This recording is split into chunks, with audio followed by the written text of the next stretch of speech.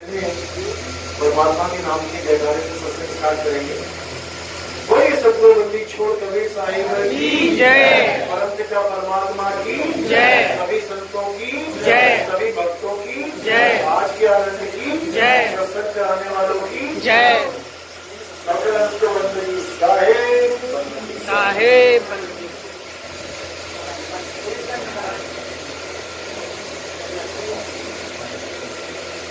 तो आज परमात्मा की अपार कृपा है जो सागर में फिर से एक बार सत्संग का आयोजन किया गया है, मूल ज्ञान का आयोजन किया गया है। क्योंकि अब समय आ गया है मूल ज्ञान का। आज से पहले पवित्र ज्ञान बहुत चला, बहुत से संत महात्मा आए और उन्होंने बहुत प्रचार भी किया और बहुत सी संगत को जोड़ा भी। वो अपना काम कर चुके हैं, जितना परमात्मा ने उनको काम दिया था वो पूरा हो चुका है। उन्होंने भक्ति की नींव डाल दी है, उन्होंने इंसान को इंसान बना दिया है। जो इंसान पहले मीट मांस शराब ये गंदी चीजें खाता था, इन संतों ने आके उसका जीवन पवित्र कर दिया है। अब वो इस लायक है कि मूल ज्ञान को समझ सके, मूल ज्ञान को हृदय में प्रवेश करा सके। ये उन्हीं संतों की बदौलत है, इसलिए सब संतों की हमें वंदना करनी चाहिए। जो भी जिसका गुरु पहले रह चुका है, हमेशा उसका आदर सम्मान करना, हमेशा उसके चरणों में नमन करना, क्योंकि अगर वो है तभी आप यहाँ पे हो। अगर वो आपके जीवन में ना आए होते तो इस मूल ज्ञान को समझना कोई खेल नहीं था। बड़े बड़े ऋषि मुनि, बड़े बड़े पीर पैगंबर इस ज्ञान को नहीं समझ पाए, लेकिन आज आप अपनी किस्मत पे नाज कर सकते हो कि उस मूल ज्ञान को आप यहाँ बड़े आराम से समझ के बैठे हो। ये केवल परमात्मा की दया है और किसी की नहीं। जैसे पीएचडी कराने के लिए, किसी को डॉक्टर बनाने के लिए, इंजीनियर बनाने के लिए पहले उसे पहली, दूसरी, पांचवी, 10वीं, 12वीं कक्षा में जाना ही होता है, तब जाकर उसको इंजीनियरिंग में एडमिशन मिलती है, डॉक्टरी में एडमिशन मिलती है। तो जो डॉक्टर होते हैं, वो जो वहां पे प्रोफेसर हैं, वो कभी भी छोटे स्कूल वालों की या फिर मिडिल स्कूल वालों के टीचरों की कभी निंदा नहीं करते। वो हमेशा धन्यवाद ही करते हैं कि शुक्र है कि उन्होंने उन अनपढ़ बच्चों को पहली, दूसरी, 5वीं कक्षा में पढ़ाया, 10वीं, 12वीं तक कराया। इसी कारण वो आज इस काबिल हुए कि अब वो डॉक्टर भी बन सकते हैं, इंजीनियर भी बन सकते हैं और साइंटिस्ट भी बन सकते हैं। तो अपने अपने गुरु को नमन है और परमात्मा का सबसे बड़ा शुक्राना करेंगे जो ये मूल ज्ञान सही समय पे उजागर हो गया। नहीं तो इसी पवित्र ज्ञान में ही हम रह जाते और इस मनुष्य चोले को हम बर्बाद कर जाते। क्योंकि बर्तन जितना मर्जी साफ कर लो, मुद्दा केवल बर्तन साफ करना नहीं है। बर्तन साफ करके उसमें दूध को रखना है। जब दूध लेते हैं हम तो बर्तन को गंदा नहीं रहने देते, बर्तन को साफ करते। गंदे बर्तन में दूध कभी नहीं लिया जाता, लेकिन हम केवल बर्तन को साफ ही करते रहे और दूध उसमें आए ना, डलवाए ना, उससे भी कोई फायदा नहीं है। यानी पवित्र ज्ञान को हमें चाहिए ही था, लेकिन अगर पवित्र ज्ञान को सारा समझने के बाद भी हम आगे मूल ज्ञान को नहीं समझ पाए तो पवित्र ज्ञान भी किसी काम का नहीं। इसीलिए साहिब ने कहा, पवित्र ज्ञान तुम जग में बांटो, मूल ज्ञान गुप्त कर राखो। मूल ज्ञान को बिल्कुल गुप्त रखना, पहले पवित्र ज्ञान का उजागर होने देना, गली गली में, शहर शहर में डंका बजने देना। किसका? संत मत का। चाहे कोई भी संत क्यों ना बैठा हो, वो पहले सब धर्मों से तोड़ के आपको एक से जोड़ेगा। सारे जितने भी गंगाएं हैं, मंदिर, मस्जिद, गुरुद्वारे, उन सबसे ऊपर आपको एक शब्द से जोड़ेगा, एक नाम से जोड़ेगा, एक भगवान से जोड़ेगा। वो बाद में पता लगेगा कि किससे जोड़ा गया था, लेकिन शुरुआत तो एक से ही करेगा। तो वो पवित्र ज्ञान है। जो आज तक आपने सुना, पढ़ा और जाना। तो कहते हैं पवित्र ज्ञान तुम जग में भागो, मूल ज्ञान गुप्त कर राखो, धर्मदास मेरी लाख दुहाई, और मूल ज्ञान बाहर ना जाई। अगर अभी तुमने मूल ज्ञान का उजागर करवा दिया तो असली जब समय आएगा तो तुम्हें पता ही नहीं लग पाएगा शिष्यों को, हंसों को, कि कौन सच्चा कौन झूठा। इसलिए तुम केवल पवित्र ज्ञान का विस्तार करो। तुम्हारे ग्रंथ पढ़ पढ़ के हजारों कबीर पर्थी गुरु पवित्र ज्ञान को सत्य मान के उसी के आधार पर ज्ञान देना शुरू कर देंगे। कोई सतलोक ले जाने की बात करेगा, कोई कहेगा नहीं उससे भी 2 लोग आगे जाना है, अलग लोग, अनामी लोग। कोई मंत्रों को पकड़ के बैठ जाएगा, कोई शरीर यानी कबीर साहब की देही को परमात्मा बोलने लग जाएगा। तो ये सब पवित्र ज्ञान में आता है। तो कहते हैं धर्मदास मेरी लाख दुहाई, मूल ज्ञान बाहर ना जाई, मूल ज्ञान बाहर जो करही, पिछली पीढ़ी हंस न करही। पिछली पीढ़ी यानी कि जो लोग कबीर साहब के ज्ञान को सुन के पिछले अज्ञान को छोड़ के तो आगे आ गए, लेकिन मूल ज्ञान न होने के कारण उस पंथ में वो पिछली पीढ़ी में ही रह जाएंगे। तो कहते हैं मूल ज्ञान तब लग छुपाई, जब लग द्वादश पंथ न मिट जाए। अब ये द्वादश पंथ क्या है, इसका जिक्र अनुराग सागर में बिल्कुल स्पष्ट किया गया है। गरीबदास जी महाराज का द्वादश पंथ है, जिसमें 2 गतियां पहले चल रही थी, एक त्यागी और एक गृहस्थ। जो तीसरा दूत आया उसमें, जिसका नाम है हंस मुनि, यानी बातें वो हंसों वाली करेगा, कबीर कबीर करेगा, लेकिन जब आप नाम लोगे तो आपको मुनियों वाले नाम पकड़ा देगा। मुनि, ऋषि मुनि वाले नाम, ओम कलियम हरियम शरियम पकड़ा देगा और कहेगा कि इससे तुम्हारी मुक्ति हो जाएगी। कभी नहीं होगी। क्यों नहीं होगी? क्योंकि ये सब पावन अक्षरी नाम है। तो साहेब कहते जो नर पड़े बावन के फेरा, सो नर जानो काल के चेहरा। जो तुम्हें 52 अक्षरी नाम देके कहे बेटा यही असली नाम है और इसको सारी उम्र जपते रहना, समझ जाना वही काल का दूत है। और कोई सींग नहीं होंगे काल के दूतों के, ना तो सींग होंगे ना बड़े बड़े दांत होंगे, वो गलत नाम देने वाले ही काल के दूत हैं। तो कहते हैं जो नर पड़े 52 के फेरा, सो नर जानो काल के चेहरा, जब टूटे 52 का डोरा, सहजे छूटे काल झटोरा। जब ऐसा गुरु मिल जाएगा तो 52 के डोरे को ही तोड़ देगा, सारे नामों को ही छुड़वा देगा। जो राम राम करता है उससे राम छुड़वा देगा, जो वाहे वाहे गुरु करता है उससे वाहे गुरु छुड़वा देगा, जो अल्लाह अल्लाह करता है उससे अल्लाह छुड़वा देगा। जब वो गुरु आएगा तब असल में वो वस्तु का ज्ञान देगा कि राम वस्तु क्या है, वाहे गुरु वस्तु क्या है, अल्लाह वस्तु क्या है। केवल नाम नहीं जपना है, केवल नाम जपने से मुक्ति नहीं मिलेगी। बाबा नानक ने उस समय समझाया उन लोगों को जो राम राम जपते थे। क्या बोला? अरे राम राम करता जब फिरे राम ना पाया जाए। राम राम करने से कभी राम नहीं मिलेगा। जैसे आपको पैसा चाहिए, धन चाहिए, तो आप धन धन धन धन सुबह से लेकर शाम तक जपते रहो, कुछ मिलने वाला नहीं है। तो कैसे मिलेगा? एक गुरु धारण करो, वो आपको कोई तरीका सिखाएगा।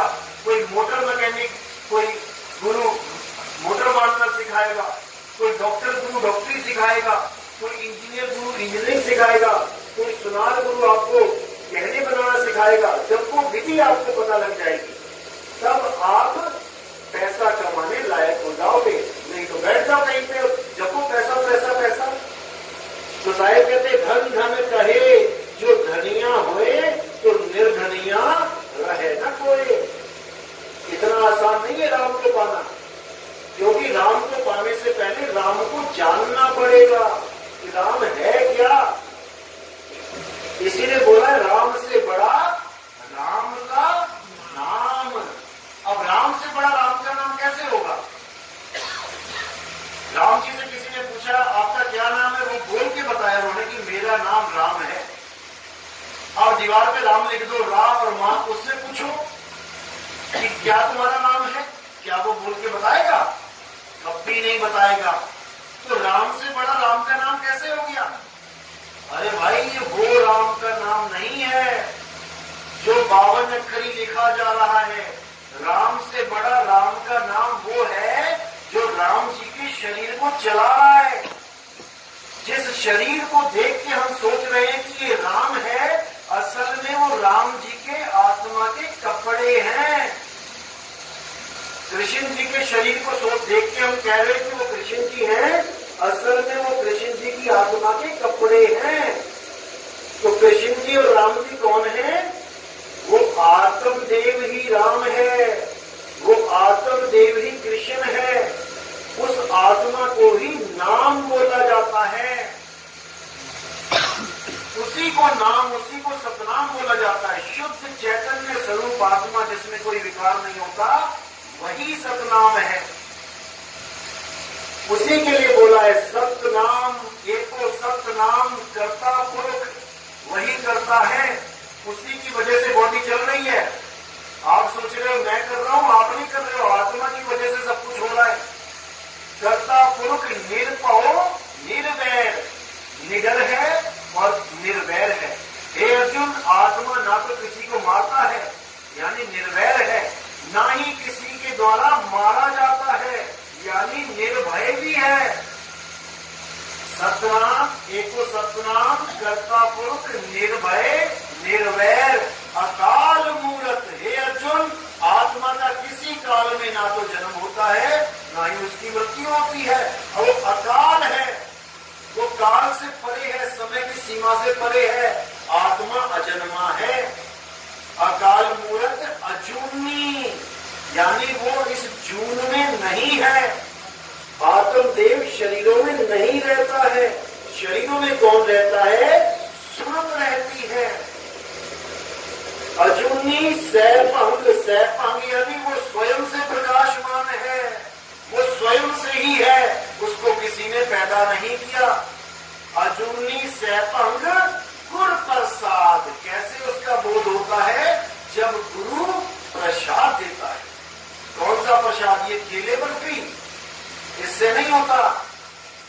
गुरुदेव साहब कहते हैं कि गुरु प्रसाद धर्म का नाश, यानी तुम्हारा धर्म तोड़ता है वो सदगुरु, जिसको तुम अपनी देह को स्वरूप मान के बैठे थे, वो तुम्हारी देह का भ्रम तोड़ देता है कि तुम देह नहीं हो, तुम आत्मदेव हो। राम जी वो नहीं है जो धनुष बाण लेके खड़े हैं, वो राम जी की आत्मा के कपड़े हैं। असल में राम जी आत्मदेव हैं, कृष्ण जी आत्मदेव हैं, अजन्मे हैं। जो लोग कहते हैं कि कृष्ण जी बांसुरी वाले हैं, उनके लिए क्या बोला गया है गीता में कि हे अर्जुन, अज्ञानी जीव मेरे असली स्वरूप को नहीं जानता, वो मुझे मनुष्य करके ही जानता रहता है कि मैं भी एक मनुष्य की तरह दिखाई देता हूँ। अरे ये तो मेरे कपड़े हैं।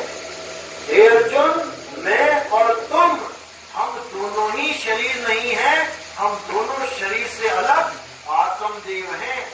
और ये जितने राजा महाराजा इस युद्ध मैदान में खड़े हैं, ये भी शरीर नहीं है, क्योंकि ऐसा कोई समय नहीं था जब ये नहीं थे, और ऐसा कोई समय नहीं आएगा जब ये नहीं होंगे। हे अर्जुन, तुम चाहकर भी इनको नहीं मार सकते, तुम केवल इनके शरीरों का नाश कर सकते हो, जो तुम्हारे द्वारा ना किए जाने पर भी एक दिन स्वयं ही नाश हो जाएंगे। इसलिए धनुष बाण उठाओ और इन सबको संहार करो, क्योंकि ये धर्म युद्ध है। यहां पर जो हम करेंगे उससे धर्म की स्थापना होगी, उससे पापियों का नाश होगा, पाप का नाश होगा। तो इस प्रकार वहां पर पूरा ज्ञान दिया गया आत्मा का, लेकिन जो आत्मा का ज्ञान दे रहा है हम उसी को शरीर मान के बैठे हैं। यही बाकी संतों के साथ भी हुआ। कबीर साहब ने इतना समझाया कि भाई तुम और मैं शरीर नहीं है, हम अक्षर हैं, अविनाशी हैं। तो साहिब ने बोला नहीं कबीर नहीं धर्मदास, अक्षर एक सब घट ही निवास, वाही को सतपुरुष कहिए, आदि अंत अक्षर कह रहिए। यानी शरीर छोड़ते वक्त तुमने अपने असली स्वरूप को ग्रहण कर लेना है। अगर तुम अपने असली स्वरूप को ग्रहण नहीं कर पाए तो रोते हुए मरोगे। योगी तो तुम अपने आप को शरीर मानते रहोगे और शरीर नाशवान है, तुम्हें लगेगा हाय मैं मर रहा हूं। जब लगेगा मैं मर रहा हूं तो तुम दोबारा से सारी ताकत शरीर को दे दोगे जिंदा करने के लिए। इस मुर्दे शरीर को जैसे अभी जिंदा किया हुआ है आपने, इसके छूटने के बाद दोबारा से एक शरीर प्रकट कर दोगे। केवल तुम्हारी एक आस दोबारा जन्म का कारण बन जाएगी। इसलिए साहिब ने कहा जो तू चाहे मुझको छोड़ सकल की आस, और मेरे जैसा हो रहे यानी विदेही हो रहे, अपनी आत्मा में स्थित हो जा, फिर तुझे किसी की जरूरत नहीं पड़ेगी। मेरे जैसा हो रहे, सब सुख तेरे पास, किसी की जरूरत नहीं पड़ेगी। अध्याय 3 17वां श्लोक क्या कहता है कि हे अर्जुन, वेदों में पुराणों में बहुत से मंत्र बताए गए, बहुत सी विधियां बताई गई, बहुत सी पूजा अर्चनाएं बताई गई परमात्मा को पाने की, लेकिन जो आदमी अपने आत्म स्वरूप में सिद्ध होता है, अपने आत्म स्वरूप को प्राप्त करता है, अपने आत्म स्वरूप में सदैव निरंतर साधना में लीन रहता है, उसके लिए ऐसा कोई कर्म कर्तव्य लागू नहीं होता। उसको किसी मंदिर में जाने की जरूरत नहीं, उसको किसी तीर्थ में नहाने की जरूरत नहीं, उसको कोई पूजा अर्चना करने की जरूरत नहीं, बस वो अपनी आत्मा में स्वरूप सिद्ध हो जाए। अध्याय 3 18वां श्लोक क्या कहता है कि हे अर्जुन, जो अपने आत्म स्वरूप में सिद्ध हो जाते हैं, लीन रह जाते हैं, वो किसी अन्य जीव पर निर्भर भी नहीं रहते कि कोई आएगा मुझे बचाएगा, मेरे गुरुजी आएंगे सतलोक लेके जाएंगे, ऐसा कुछ नहीं है। असली ज्ञान ये है कि ना कहीं जाना ना कहीं आना, आपे में आप समाना, अपनी सूरत को अपने अंदर समा लेना है। जैसे कछुआ अपने चारों पैर, पूंछ और गर्दन को अपने में ही सिमेट लेता है, अब वो खतरे में नहीं है। इसी प्रकार जो आपकी सूरत कछुए की तरह हाथ पैर निकाल के सारे संसार में भ्रमण कर रही है, तुमने बस उसी को वापस घुमा लेना है। इसी को परमात्मा का पहला पुत्र कुरुम करके बताया गया, क्योंकि विस्तार वहीं से हुआ। जैसे ही सूरत का विस्तार हुआ, उसका गुण कछुए का गुण बन गया, कुरुम का गुण बन गया, इसलिए परमात्मा का पहला पुत्र कुरुम बताया गया। लेकिन ये अज्ञानी गुरुओं ने क्या किया, 16 पुत्र खड़े कर दिए लाइन में और सबके नाम वही बता दिए जो अनुराग सागर में बताए गए, जबकि वो गुण है गुण। क्योंकि ये सारा ज्ञान गुप्त रखने के लिए बोला गया था कि किसी को भनक नहीं लगनी चाहिए कि मैं किस भाव से कौन सी वाणी बोल रहा हूं। ये अज्ञानी जीव, अज्ञानी गुरु लोग मेरे भाव नहीं पकड़ पाएंगे, ये मेरे शब्दों के पीछे पड़ जाएंगे। जहां पर मैं सोहम बोलूंगा ये मंत्र बना लेंगे, जबकि मेरे कहने का भाव होगा जो तू सोहम।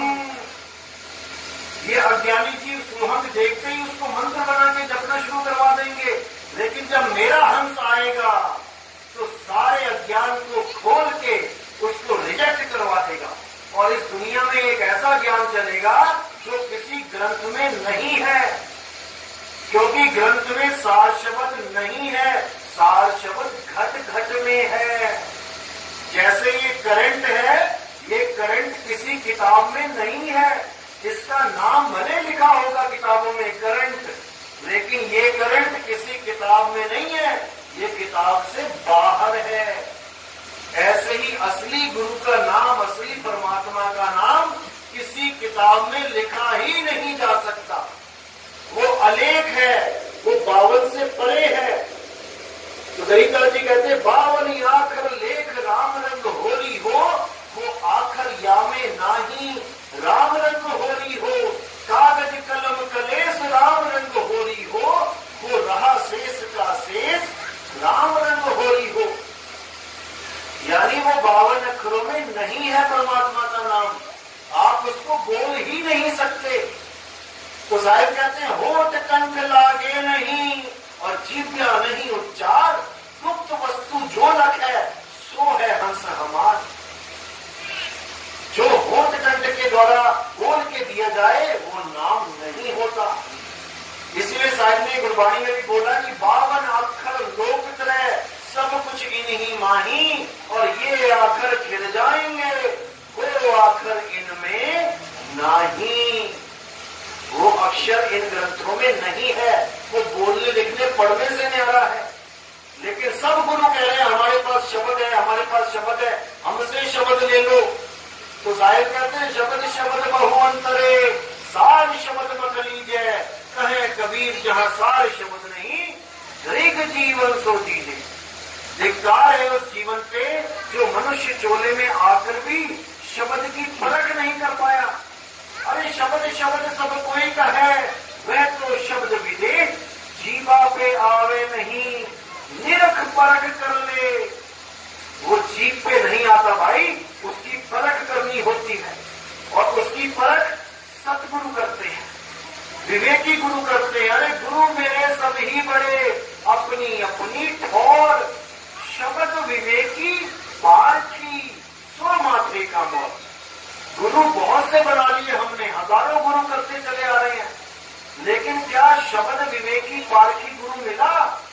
अभी तक नहीं मिला था।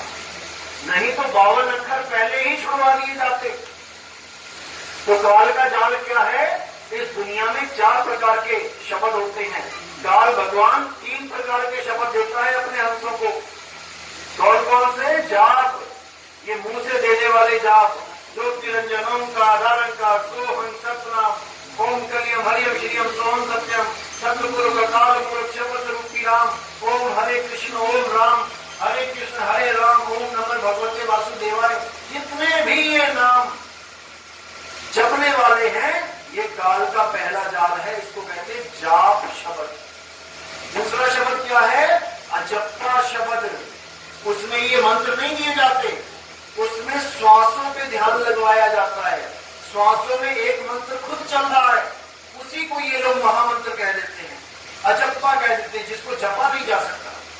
जैसे सांस अंदर जाती है तो एक शब्द आता है सो, सांस अंदर ली सो, और सांस छोड़ी हम, सो हम, सो हम। इसी को अजप्पा शब्द कहते हैं। ये काल का दूसरा जाल है। और तीसरा जाल क्या है? जाप और अजप्पा से अलग 5 तत्वों की 5 धुनें।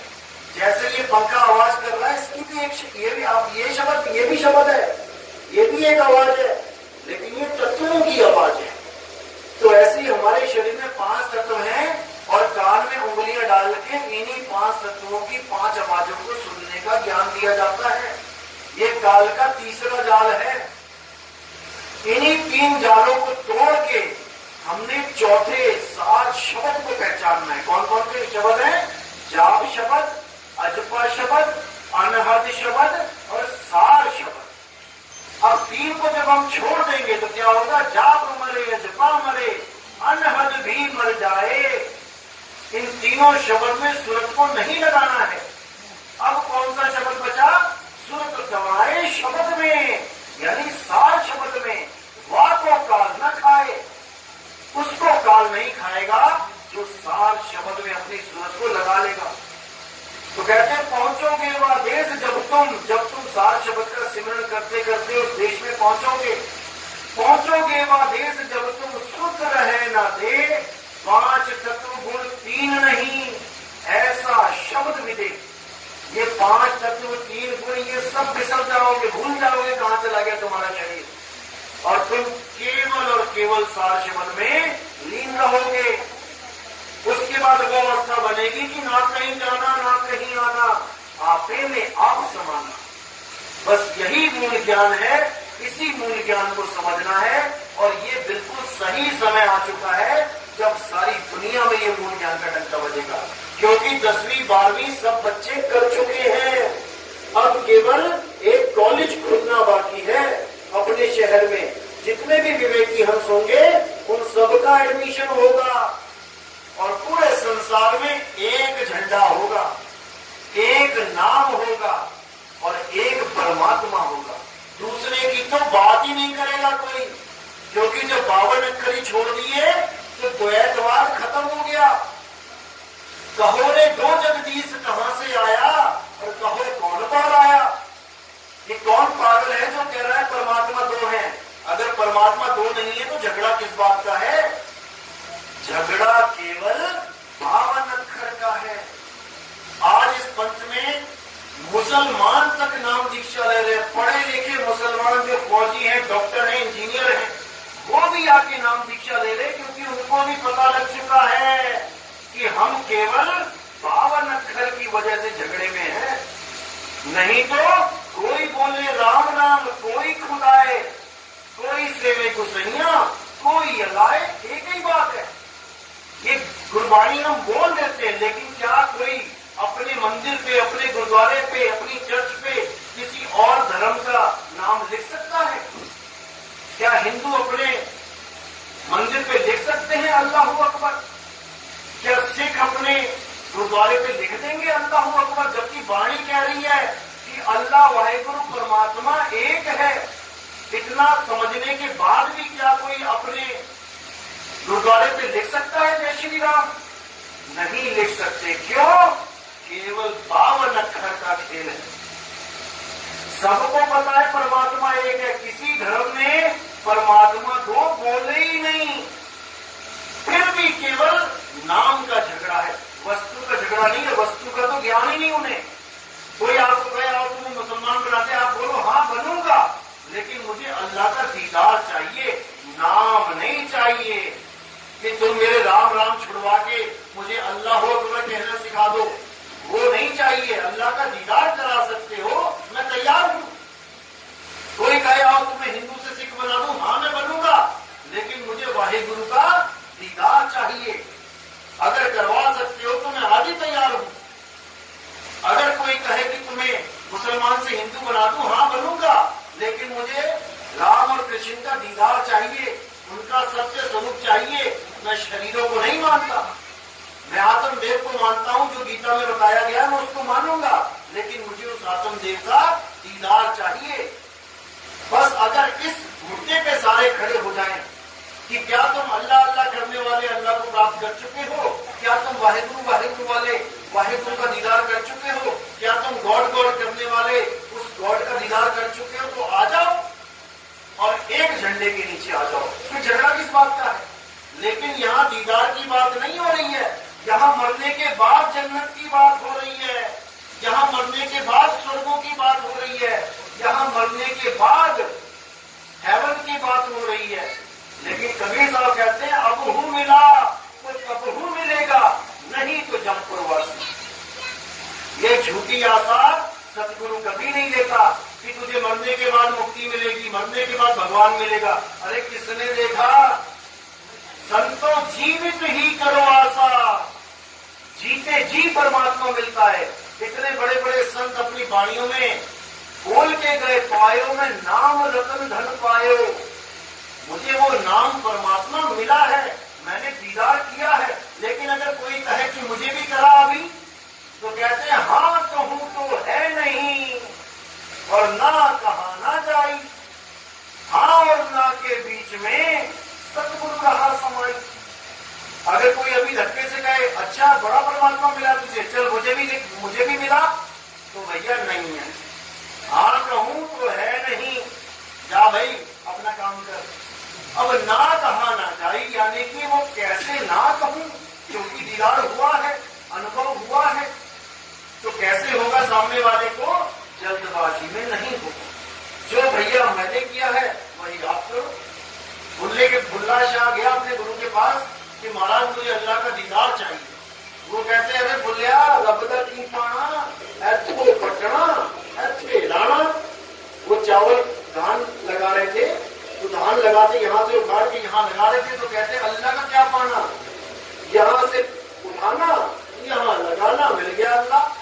मतलब यहाँ से ध्यान उठाना और यहाँ पे ध्यान लगाना, यानी सारी दुनिया से ध्यान हटाना और शब्द गुरु में ध्यान लगाना। बस इतना सा काम है। सूरत फंसी संसार में, आसे पड़ गई दूर, सूरत बांध स्थिर करो, आठों पहर हुजूर। तुम्हें परमात्मा मिलेगा, लेकिन लेकिन तुम करो तो सही।